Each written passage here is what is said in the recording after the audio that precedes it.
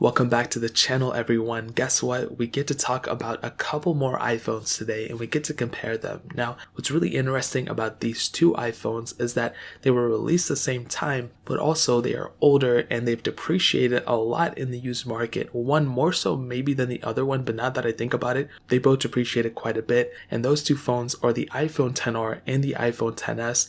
Now, when these phones came out, I never compared them, and I think I've only ever done one comparison between them, and it was just a speed test. This is more than a speed test. I'm going to be talking about everything about these phones. Now, like I said, both these phones are the same age. They both came out in 2018 in September, but the iPhone XR came out a little bit later, I think in October. I don't really remember, but they came out like around the same time. Yeah, now that I think about it, the iPhone XR came out a little bit later. So technically the XR is the newer one, but not by much. And right now in the used market, the depreciation has gone down quite a bit. Both these phones are much cheaper than when they were brand new. The iPhone XR is the only one between them still being sold by Apple in the Apple stores.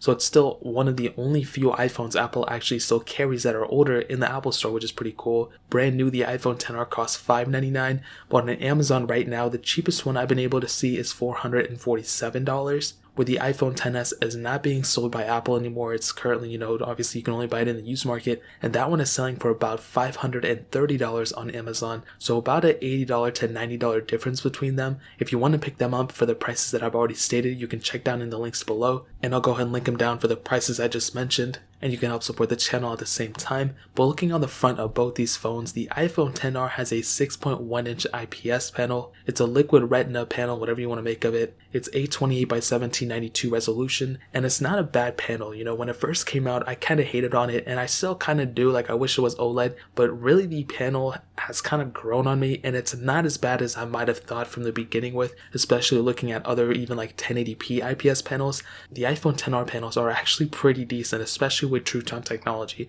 That's actually helped out this panel quite a bit. The iPhone XS, on the other hand, has a 5.8-inch Super Retina OLED display, and this one is 1125 by 2436, and by far the iPhone XS definitely has the better panel for sure, in my opinion. Also, one other thing they mentioned is that the iPhone XS and the XS Max both were technically the last iPhones to have Force Touch, so the iPhone XR didn't even have Force Touch, and I totally forgot about that. So that is a pretty big advantage for the iPhone XS, and between the two, definitely the panel is much better on the iPhone XS. But again, I don't really think it's that big of a deal because the iPhone XR is an IPS and it's really not that bad, but it is what it is. I would definitely pick the OLED over the IPS any day. On the bottom, we have headphone jacks. And looking around the panel, actually on the front, we both have notches, both have Face ID. There is a little bit more bezel on the iPhone XR though, that is for sure. On the bottom, lightning ports, no headphone jacks, nothing like that. On the back, glass on the back on both these devices. However, the iPhone XR does have a single camera setup, where the iPhone XS actually has a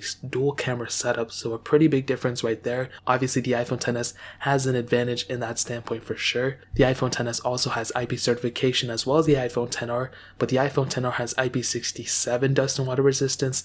The iPhone XS has IP68 dust and water resistance, so you can go up to 2 meters of water for 30 minutes, where the iPhone XR can only go 1 meter of water for 30 minutes. So not a big deal, but it is a quick thing to note right there. Now, in terms of the way they feel in the hand, especially in 2020, both phones feel kind of different than the newest iPhones that have came out. So that matte texture glass back on the iPhone 11 Pros isn't necessarily there on either of these phones. So both these phones kind of feel a little bit older, but definitely the iPhone XS feels like the more premium phone for sure. Even though they're built the same and everything, you can definitely tell the iPhone XS is the more premium phone. It is the more premium phone because it is more expensive and better parts and everything. So for sure, between the two, I would definitely pick up the XS in terms of the design over the iPhone XR, but the iPhone XR is a little bit bigger in the hands, so more people might actually like that and prefer that over the iPhone XS.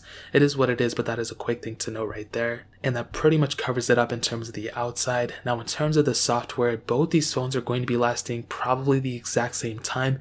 They both started off with iOS 12. They are upgradable to iOS 13.3 right now. So between the two, I don't think one is going to outlast the other. They both have the same exact chipset, but that's not necessarily a bad thing either. Both these phones are very, very good phones still. They have a lot going for them. They have great software, great hardware, so they're probably going to last much longer than even their standard software updates. They're probably going to get a year of security updates as well if Apple kind of switches over to their new layout, so that would be really cool. So between the software, I'm pretty sure they're going to last the exact same time. Now, the one unfortunate thing is that with that checkra jailbreak that just came out, well, first of all, there was a jailbreak that was released for both of these phones, but that is now incompatible with the latest versions. If you're on an older version of iOS, it's probably still compatible, but the newest ones are not compatible with that jailbreak. But that checkring jailbreak that came out is also uncompatible with these phones. So these are these are the first iPhones outside of that iPhone device list after the iPhone 10. Those ones are not supported, which these ones fall under. It's kind of sad. I kind of like that checkring jailbreak. It's really like super easy to do. So hopefully maybe one day these phones will be supported in a jailbreak like that, in an unpatchable jailbreak, but I guess we'll see what happens. But in terms of software, that is really pretty much it. Not much more to hit on there. Now in terms of performance, this is an interesting thing. So they both have the Apple A12 Bionic chip,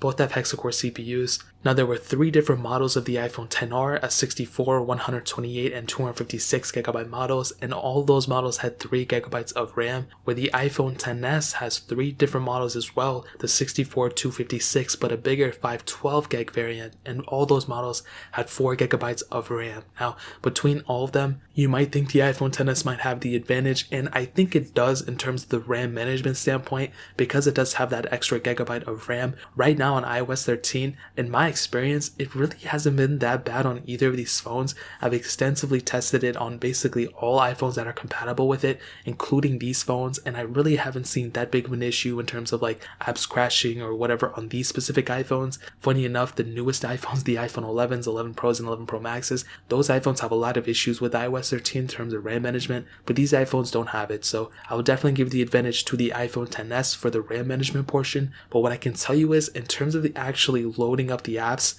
and even playing some games, sometimes they are actually faster on the iPhone XR, if not the same, which isn't really that crazy to think about because obviously they both have the same chipsets, but you would expect the faster iPhone to be the more expensive one, but that isn't necessarily the case, and I attribute this a lot to the screen technology. There's less pixels to push and there's a lower resolution display on the iPhone XR over the iPhone XS. So that's a really big deal right there. It's not like a game changer or anything, but that is an extremely important thing to note. So between performance, I would probably give the edge to the iPhone XS, but there is sometimes a performance boost on the iPhone XR. There are some cases where you might see a performance increase. You might see some things here and there for the iPhone XR that are probably better than the iPhone XS, which is pretty crazy to say because the iPhone XR is a cheaper phone between the two. So that pretty much covers it up there in terms of the performance standpoint. Now hitting on the cameras, this is where things get a little bit interesting. We have a single 12 megapixel sensor on the iPhone XR and a 7 megapixel front facing camera.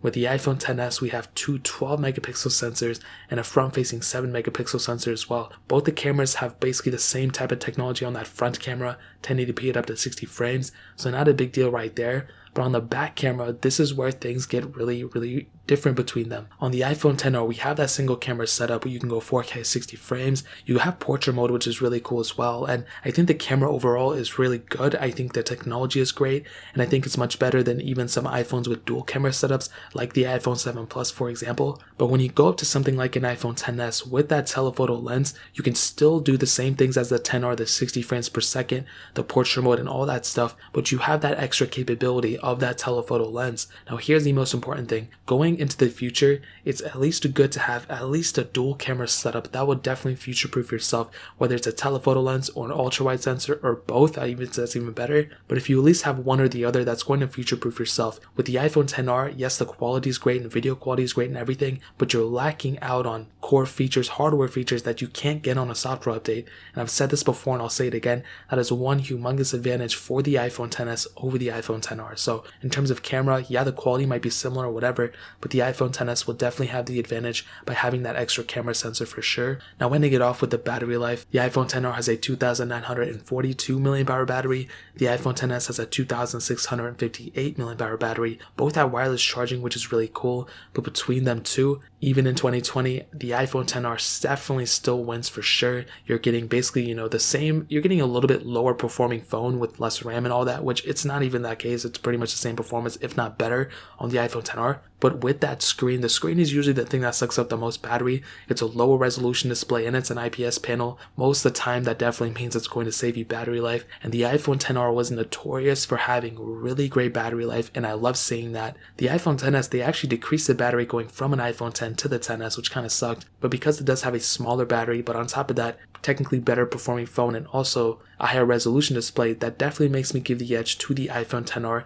in terms of the battery department for sure. Now to kind of sum up the video video and to answer the question, should you go pick up an iPhone XR or an iPhone XS in 2020? If I'm being honest, I would probably still recommend picking up an iPhone XS in 2020. You're definitely getting a little bit better performance, but that feeling in the hand, the screen, everything combined, it probably screams to me that the iPhone XS is the better phone, especially with that dual camera setup. That definitely leads me into recommending the iPhone XS for sure. But the iPhone XR is definitely still good for the person who wants a cheaper phone, but doesn't necessarily feel like they have a cheaper phone. The iPhone XR definitely wins in a lot of categories. Battery life is great. The screen is pretty good for the most part. The camera quality is great. It doesn't excel on anything besides battery life. It doesn't really excel on anything. But if you're in the market for a phone, you cannot go wrong with an iPhone XR. It is still one of the safest iPhones for sure. And I would recommend anybody, literally you cannot go wrong with either of these phones. Maybe the iPhone XR is better value per dollar for sure, but honestly, the choice is yours. Like I said, I'll find the cheapest ones on Amazon and link them down in the description below so you guys can get them from there and help support the channel at the same time. But that is pretty much it. If you guys have any other questions or anything,